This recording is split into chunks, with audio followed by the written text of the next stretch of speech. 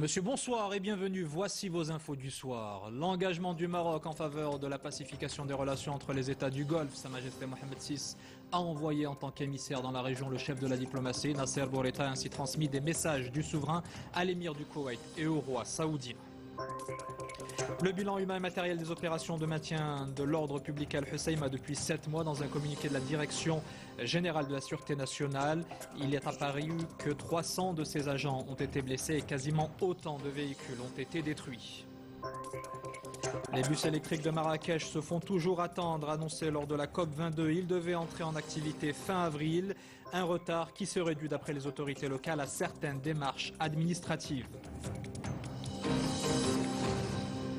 Et le théâtre de rue au service des valeurs de tolérance à travers la pièce Le Conte des Nés. Les comédiens incitent le public à porter un regard fraternel sur les étrangers qui vivent dans notre pays. Un projet présenté hier soir en pleine rue à Casablanca et porté par l'association Gorara pour les arts et la culture. Le chef de la diplomatie marocaine, émissaire de Sa Majesté le Roi, poursuit sa tournée dans le Golfe. Nasser Bourita a été reçu par le roi d'Arabie Saoudite, Salman bin Abdelaziz Al Saoud, après avoir été accueilli un peu plus tôt par l'émir du Koweït, Cheikh Sabah Al-Ahmed Jaber Sabah. À cette occasion, un message verbal du souverain leur a été transmis et dans celui destiné à l'émir du Koweït, Sa Majesté Mohamed VI apporte son soutien aux efforts et initiatives entreprises pour faire baisser la tension dans la région. Les développements avec Mehdi Soufiane.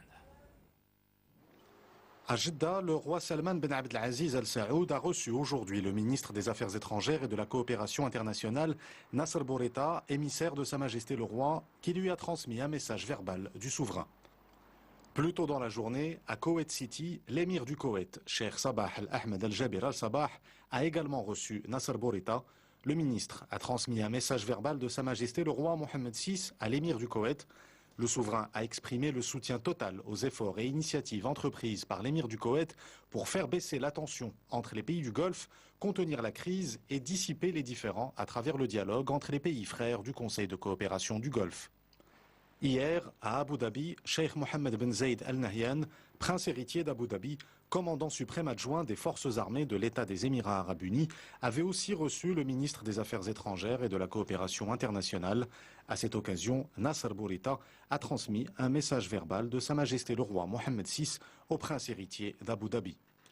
Hier également, un communiqué du ministère des Affaires étrangères et de la coopération internationale avait souligné que la position du Royaume du Maroc vis-à-vis de la crise entre le Royaume d'Arabie Saoudite, les Émirats arabes unis, le Royaume du Bahreïn, l'Égypte et d'autres pays arabes d'un côté et l'État du Qatar de l'autre émane des principes clairs qui fondent la politique étrangère du Royaume du Maroc et repose sur des relations de fraternité sincères.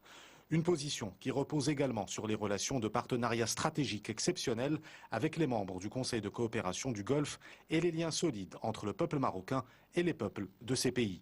Le principal souci du Maroc étant de consolider la stabilité de ces pays pour que le CCG préserve sa place distinguée en tant que modèle réussi de coopération régionale. L'émir du Koweït, dont le pays n'a pas rompu ses relations avec le Qatar, a entrepris une médiation pour mettre un terme à cette crise politique. Malgré cela, Doha maintient sa position en réaffirmant son indépendance, notamment en matière de politique étrangère. Et quant à l'Arabie Saoudite, elle s'est défendue aujourd'hui de toute volonté d'imposer un blocus au Qatar. Amina Benra. Qui secoue le Golfe, Washington, Paris et Koweït intensifient leurs efforts diplomatiques. La Turquie, qui entretient des rapports privilégiés avec le Qatar, s'est depuis le début du conflit érigée en principal défenseur de Doha. La décision prise à l'encontre du Qatar est très dure. Le pays a été choqué de voir qu'on lui coupait l'accès à la nourriture, aux médicaments, à tout ce que vous pouvez imaginer, en fermant leur espace aérien. Mais s'il défend le Qatar, le président turc se garde bien de critiquer ouvertement l'Arabie Saoudite. James Mattis, secrétaire d'État américain de la Défense, qualifie la situation d'isolement du Qatar de très complexe. Malgré la fermeture des frontières terrestres et de l'espace aérien avec le Qatar, le ministre saoudien des Affaires étrangères, Adel Al-Jaber, a réaffirmé aujourd'hui que Riyad n'imposait pas un blocus à Doha. L'Arabie Saoudite n'impose pas un blocus au Qatar. Les ports et les aéroports sont ouverts. Tout ce que nous avons fait, c'est de leur interdire notre espace aérien, ce qui est notre droit souverain. La fermeture des frontières a été allégée pour permettre la réunification des familles. Riyad a déclaré qu'il enverrait de la nourriture et des médicaments si nécessaire. Si la crise entre le Qatar et d'autres pays arabes est restée pacifique, elle alimente une véritable guerre via les réseaux sociaux de la région. L'accès à la chaîne de télévision qatari Jazeera a été bloqué dans ces pays qui dénoncent son orientation islamiste. Le récit a été signé Samia Harissi. À l'international, les forces syriennes soutenues par les États-Unis à l'entrée de Raqqa, en dépit de la résistance farouche des combattants de l'organisation terroriste Daesh. Ils défendaient aujourd'hui avec acharnement un quartier à l'entrée de la vieille ville en recourant à des mines et à des tireurs embusqués et parfois même à des voitures piégées. L'offensive lancée en novembre dernier doit permettre de récupérer la cité de Raqqa occupée depuis 2014 par les terroristes. Le gouvernement conservateur espagnol de Mariano Rajoy face à sa première motion de censure. Elle a été présentée par le parti de gauche radical Podemos pour dénoncer la corruption galopante en Espagne. Pour être adopté, le texte doit être approuvé par la majorité absolue des députés, soit 176 votes. Mais dans les faits, seuls les députés de la coalition Unidos Podemos et de petits partis indépendantistes catalans et basques, représentant 82 élus au total, se sont engagés à voter cette motion de censure. Le président français Emmanuel Macron attendu demain au Maroc pour une visite de 48 heures. Ce sera sa première visite dans un pays hors Union européenne et du Maghreb pour le chef d'État qui a placé l'Afrique au cœur de sa campagne électorale, un symbole de l'excellence des relations entre Paris et Rabat, des liens qualifiés de forts par le porte-parole du gouvernement français. Écoutez à ce propos Christophe Castaner. Déjà, pendant la campagne électorale, Emmanuel Macron avait voulu se rendre au Maroc. Et évidemment, il n'y a pas de hasard s'il a choisi le Maroc comme première destination non européenne pour son premier déplacement comme président de la République. Nos liens sont forts, notre histoire est commune, elle est faite de douleur à certains moments, mais elle est faite aussi de fierté, de construction, de liens. Et ces liens, ils existent à la fois par notre histoire, mais aussi par nos peuples. Les Marocains qui sont présents ici en France, partout en France, qui ont toute leur place et qui contribuent à notre identité française. Et puis on a ce lien fort qui s'appelle la Méditerranée, qui fait aussi notre histoire commune, nos ressources, nos racines communes. Et puis on a demain toutes ces perspectives de développement économique, d'échanges internationaux qui sont nécessaires pour le Royaume comme pour la France. Et donc le choix du président de la République de se rendre au Maroc à l'invitation du roi, c'est évidemment quelque chose qui correspond à son engagement. Il a été pendant la campagne électorale le seul candidat à placer l'Afrique au cœur de la relation avec l'Europe et avec la France. Et évidemment, quand on parle de l'Afrique, la porte de l'Afrique, pour nous, c'est le Royaume. Et donc ce déplacement est porteur de sens, il est porteur d'avenir, il est porteur d'ambition partagée pour le Maroc comme pour la France. Christophe Castaner qui répondait au micro de notre envoyé spécial Fathiya El Aouni à Paris. Le bilan de la lutte contre les troubles à l'ordre public dans la ville d'Al Hoceima depuis fin octobre. La Direction générale de la Sûreté nationale annonce dans un communiqué que ses agents ont dû faire face à des agressions à l'arme blanche, à des jets de cocktails Molotov et de pierres au cours de ces 7 derniers mois. Donc près de 300 policiers ont été blessés à différents degrés et plus de 14 millions de dirhams de matériel ont été détruits ou détériorés. Le récit d'Amina Ben Khalq. De nouveaux éléments révélés par la Direction générale de la Sûreté nationale. Elle décrit dans un communiqué la nature des interventions policières depuis le 28 octobre 2016 à Al Hoceima.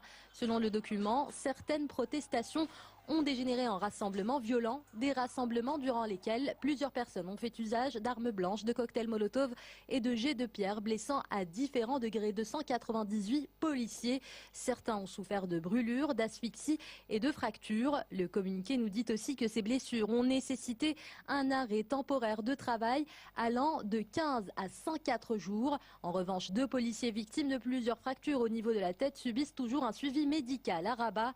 Toujours selon le département d'Abdelatif Mouchi, les actes de violence ont détruit des biens publics. Il est question de graves dégâts estimés à 14,126 millions de dirhams à travers la détérioration de 276 véhicules de transport de la Sûreté nationale, de 1260 unités de protection, de 24 barrières et de plus de 3800 accessoires d'uniforme.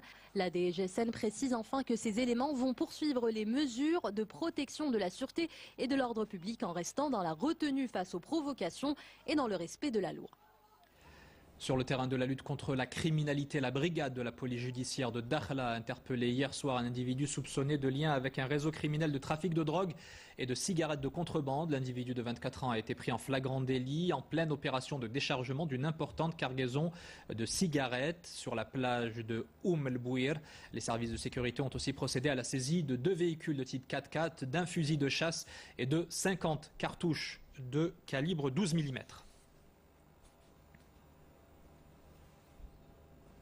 Au chapitre judiciaire, sachez que le parquet a requis aujourd'hui la condamnation des individus poursuivis dans le cadre du procès des événements de Gdimizik. C'est ce que fait savoir aujourd'hui le procureur général du roi près la cour d'appel de Rabat, Hassan Daki, et d'ajouter que le parquet est persuadé que les pièces à conviction examinées confirment la culpabilité des accusés, dont certains ont été pris en flagrant délit.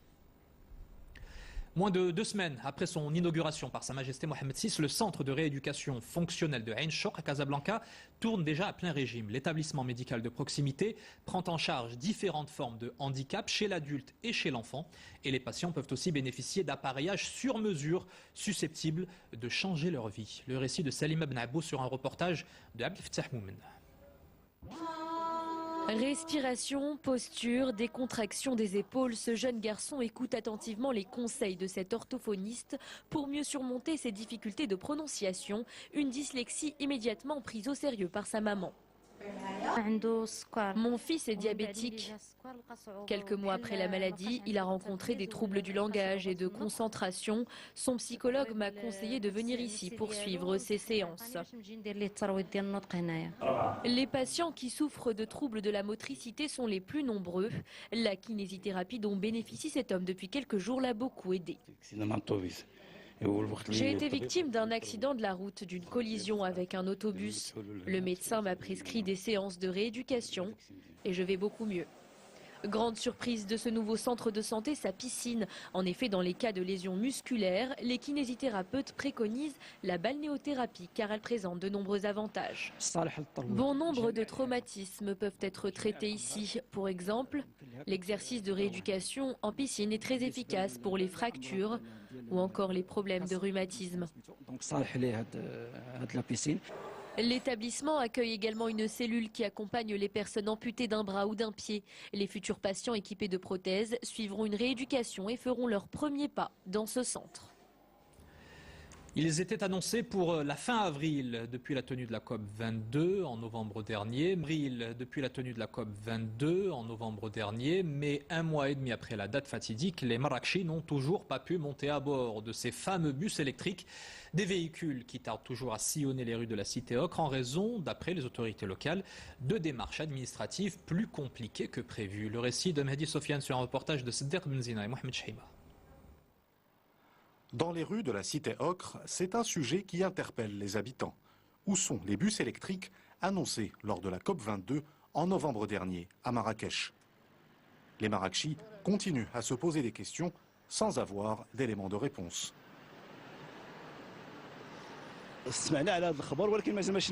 On a beaucoup entendu parler de ça, mais à ce jour, on n'a encore rien vu. Ce qui est visible, c'est le réaménagement de la chaussée.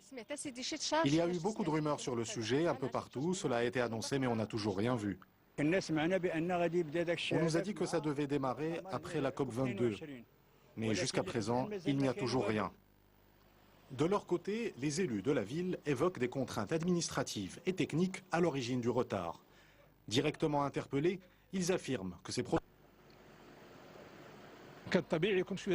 Il est normal d'avoir à gérer des retards administratifs ou techniques. Nous avons travaillé sur ce projet et il sera fin prêt dans quelques semaines. Au total, une trentaine de bus 100% électriques seront mis en service, un investissement de 200 millions de dirhams. Le coin est très prisé par les pêcheurs de la région d'Arachidia. Les abords du barrage Hassan Dakhil sur les rives de l'Oued Ziz connaissent une activité encore plus intense pendant le mois de Ramadan. Et la plupart du temps, ceux qui sont venus taquiner du poisson choisissent de rompre le jeûne sur place, entre amis ou en famille, à la lumière d'un joli clair de lune. Le récit de Salim Ibn Abou, c'est un reportage de Nzab Azizi Mouloudi Zindine. Les prises se sont comptées en une centaine environ. Comme chaque après-midi, la rive accueille bon nombre de pêcheurs amateurs. Ce sont les fidèles du barrage Tafilielt comme Mohamed. Ils connaissent très bien les habitudes des poissons et savent donc lancer l'hameçon au bon endroit. Nous venons pêcher ici pour passer du temps dans ce lac. Il y a plusieurs variétés de poissons. C'est vraiment très agréable. Des poissons qui termineront en brochette et au barbecue pour le plus grand plaisir des membres de cette association de pêcheurs. En effet, pour conclure cet après-midi dans la convivialité, plusieurs fois par semaine, un iftar en plein air est organisé. L'idée de ce repas est de rassembler tous les pêcheurs qui viennent ici au barrage pour sortir du quotidien. C'est agréable de préparer ce repas que l'on va apprécier en plein air, ici, au barrage Hassan Dakhil.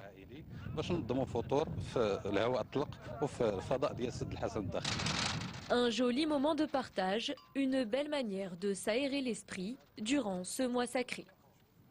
En tout cas, ça fait envie. Culture maintenant avec une pièce de théâtre au titre très surprenant, Le conte des nés. Il prône des valeurs de tolérance et de respect, une manière de porter un autre regard sur les différences et notamment sur les étrangers qui vivent dans notre pays. Porté par l'association Gorara pour les arts et la culture, ce spectacle de rue a animé hier soir la place des Nations Unies à Casablanca. Reportage Rita Saha et Mohamed Badawi.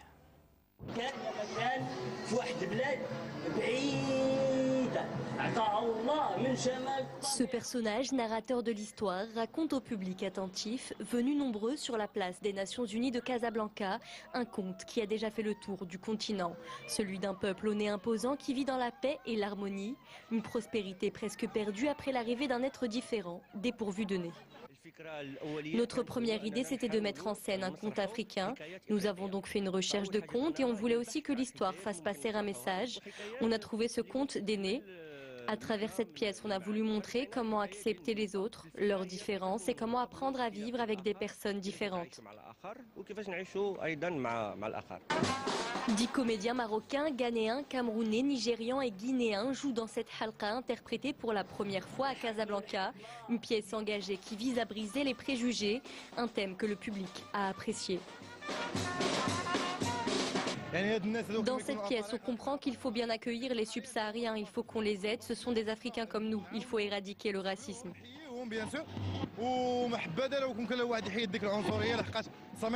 Ça permet à tout un chacun d'intégrer la société, puisque la pièce elle parle de l'intégration.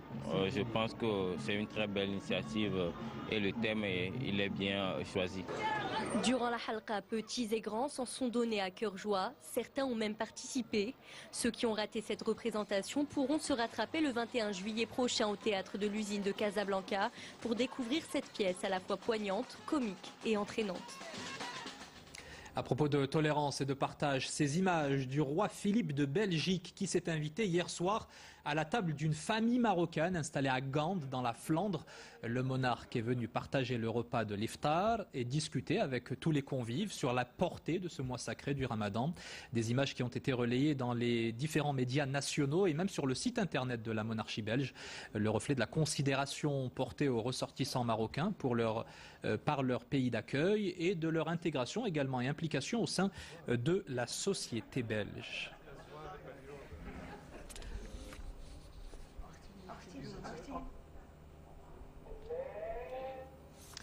Il me reste à vous rappeler une des principales informations de ce mardi 13 juin. La tournée dans le Golfe du chef de la diplomatie marocaine, émissaire de Sa Majesté le Roi sur place. Nasser Bourita a été reçu ce soir par le roi d'Arabie Saoudite, Salman ibn Abdelaziz Al Saoud, après avoir été accueilli un peu plus tôt par l'émir du Koweït, Cheikh Sabah Al-Ahmed Jaber Sabah.